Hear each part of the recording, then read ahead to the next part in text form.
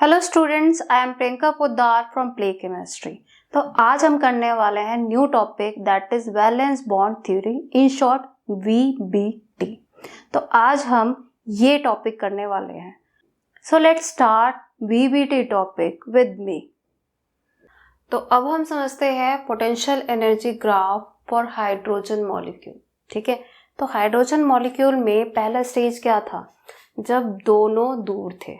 ठीक है, तो इसको समझने के लिए हम लोग मैग्नेट ले लेते हैं। ठीक है, मान लो एक साउथ पोल है, एक नॉर्थ पोल है।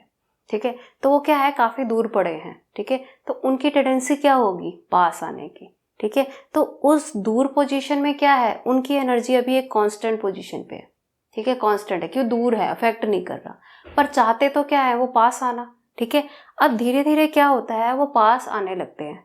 ठीक है, अब क्या हो रहा है, जो एनर्जी उनकी थी पास आने की, वो पास आने लगे और उस वजह से क्या हो रही है, एनर्जी ड्रॉप हो रही है और वो स्टेबिलिटी पे आ रहे हैं। मतलब जो इनकी एनर्जी हाई थी वो ड्रॉप होके एक स्टेबल पोजीशन पे आने लगे। ठीक है, अब स्टेबल होने के बाद अगर और पास लाने लगेंगे तो वो रिपल्शन की एनर्जी शो करेगा, जिस वजह से उनकी एनर्जी को अगर हम रोकेंगे तो बहुत ज्यादा हाइक कर जाएगा। तो अब हम स्टडी करते हैं potential energy graph for hydrogen molecule. तो यहाँ पे क्या होता है, पहला स्टेज मैंने क्या डिस्कस किया था कि बहुत ही दूर है। जब बहुत दूर है तो दोनों एक दूसरे को अफेक्ट नहीं कर रहे हैं, तो उसकी एनर्जी क्या है, कांस्टेंट। तो ये क्या दिखा रहा है, एक कांस्टेंट एनर्जी, क्योंकि वो दूर पड़ा है तो एनर्जी अभी कांस्टेंट रहेगी। अब क्या होगा, हमने क्या किया, इन दोनों को पास लाने की कोशिश करी। ठीक है, तो कोशिश में ये क्या हुआ, अट्रैक्शन शुरू हो गई और अट्रैक्शन की वजह से क्या हुआ, वो आते आते एक स्टेज पे रुक गया और वहां पे क्या हुआ, attraction is equal to repulsion.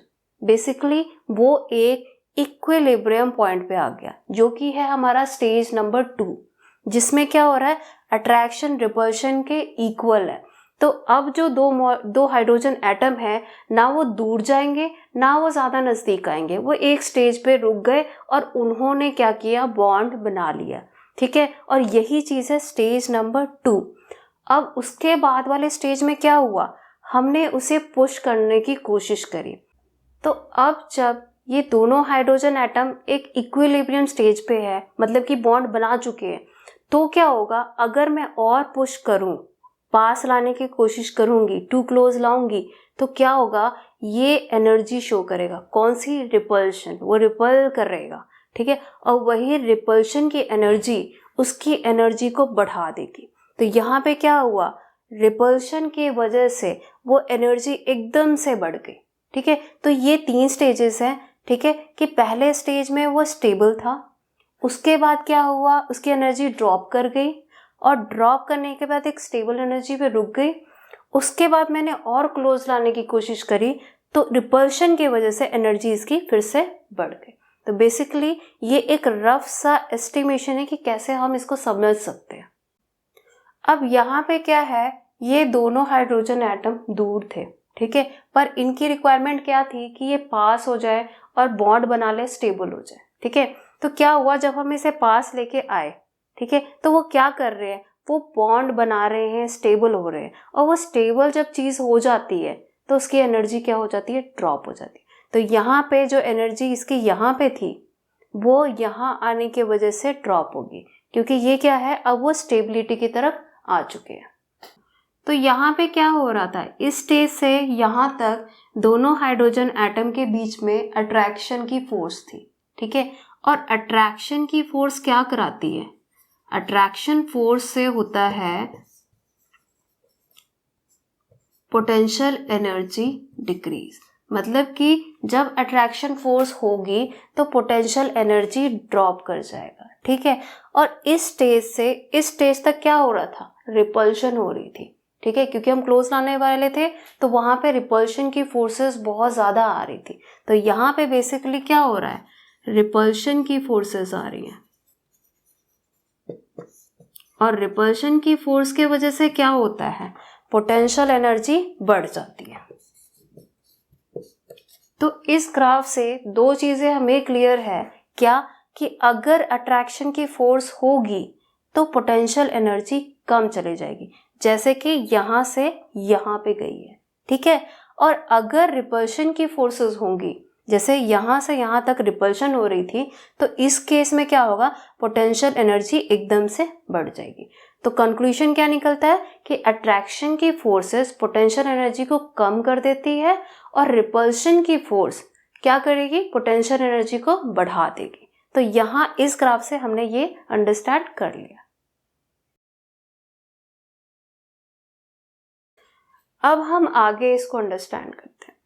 यहाँ पे ये दोनों काफी दूर है, ठीक है। अब क्या है, इसकी एनर्जी जब ड्रॉप करेगी तभी जाके इन दोनों के बीच में बॉन्ड बनेगा, ठीक है। तो बेसिकली यहाँ पे इस स्टेज पे ये एनर्जी इसकी है और ड्रॉप करने के बाद ये एनर्जी ये पहुंच रहा है। तो बेसिकली कितनी हुई एनर्जी ड्रॉप, यहाँ से लेकर यहाँ तक इसका क्या है, एनर्जी में ड्रॉप है, ठीक है।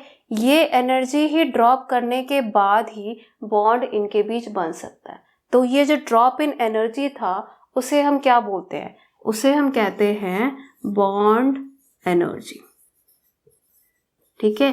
कि इसका मतलब क्या है कि इस स्टेज से इस स्टेज तक आने के लिए इसे कुछ एनर्जी लूज करनी पड़ती है, जिसको हम कहते हैं बॉन्ड एनर्जी। अब हम दूसरी बात पे चलते हैं। मान लो कि दोनों के बीच में बॉन्ड बना हुआ है और इसे मैं तोड़ना चाहती हूँ, ठीक है। तो तोड़ने के लिए मुझे कुछ एनर्जी की रिक्वायरमेंट होगी। वो कौन सी एनर्जी है, सेम यही एनर्जी, यही बॉन्ड एनर्जी जब मैं इस पे प्रोवाइड करूंगी तभी जाके इन दोनों हाइड्रोजन एटम के बीच का जो बॉन्ड है वो टूटेगा और वो एक दूसरे से दूर इस स्टेज पे आके पहुंचेंगे। तो बेसिकली बॉन्ड एनर्जी क्या होती है, बॉन्ड बनाने के लिए जितनी एनर्जी की रिक्वायरमेंट होती है या फिर वो एनर्जी जो उसे तोड़ने के लिए रिक्वायर्ड होती है।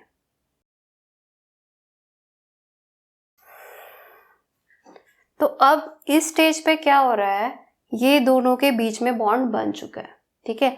अब इस स्टेज पे ये बॉन्ड बन चुका है और यहाँ से लेके यहाँ तक जो डिस्टेंस है वो सेम है जो इन दोनों के न्यूक्लियस के बीच में जो डिस्टेंस होगा। तो अब यहाँ पे क्या है, बॉन्ड बन चुका है। तो यहाँ से 0 से लेकर इस स्टेज तक जितना इसके बीच में डिस्टेंस है that is called bond length. तो यहाँ से हम बॉन्ड लेंथ कैलकुलेट कर सकते हैं कि इन दोनों के बीच में बॉन्ड लेंथ कितना आएगा। तो अब हमें इस तरीके से पोटेंशियल एनर्जी ग्राफ की छोटे छोटे पॉइंट्स की अंडरस्टैंडिंग हो गई है। तो हाइड्रोजन मॉलिक्यूल में किस तरीके से एनर्जी ऊपर नीचे जाती है, पोटेंशियल एनर्जी डिफर करती है, कैसे बॉन्ड बनते हैं, ये सारी ही चीज़ें हमने इसमें कवर कर लिए। That is more than enough to understand for you people. तो अब हम देखते हैं एक मेजर क्वेश्चन, क्या पूछा जाता है कि हीलियम पॉसिबल है कि नहीं। तो एक मेजर क्वेश्चन को हम डिस्कस करते हैं। एक क्वेश्चन आता है दैट इज क्या हीलियम का मॉलिक्यूल पॉसिबल है या नहीं, ठीक है। तो सबसे पहले उसे समझने के लिए हम देखते हैं हाइड्रोजन का केस। हाइड्रोजन में हमारे पास एक हाइड्रोजन ये है और एक हाइड्रोजन ये है, दोनों के अंदर एक एक इलेक्ट्रॉन है और वो भी ऑपोजिट स्पिन के। अगर ये क्लॉकवाइज है तो दूसरा एंटी क्लॉकवाइज है। इन दोनों के अंदर एक एक इलेक्ट्रॉन है, तो इसका मतलब क्या है, ये दोनों हाफ फिल्ड हैं। जो हाफ फिल्ड है वो बॉन्डिंग बना लेते हैं, ठीक है। तो यहाँ पे क्या है, bonding is possible.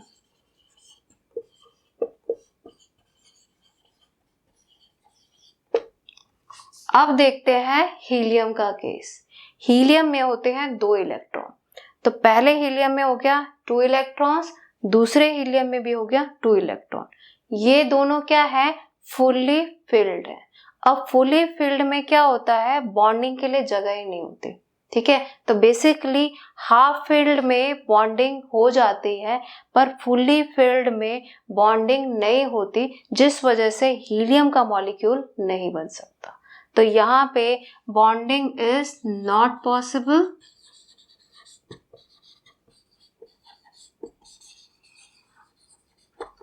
So helium 2 molecule कभी नहीं बन सकता।